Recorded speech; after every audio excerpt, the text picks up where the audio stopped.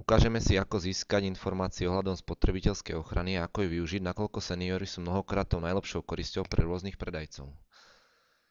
Napíšeme si do Google ochrana spotrebiteľa.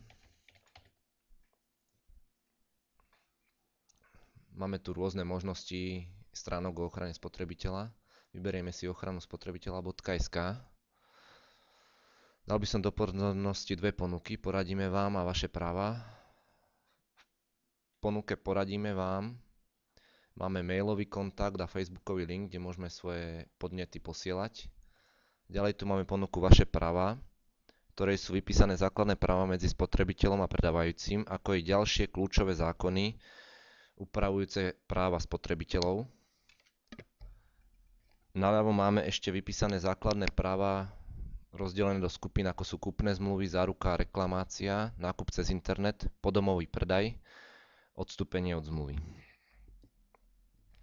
Ďalej si ukážeme, ako získať rôzne informácie ohľadom finančných rád. Do Google si napíšeme finančné rady.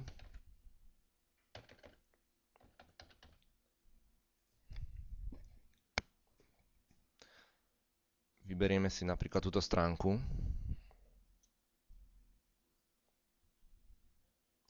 Máme tu finančné rady a typy rozdelené do kategórií, ako sú bežné účty, hypotéky, spotrebné úvery, sporenie, investovanie, financie a dovolenka, internet banking.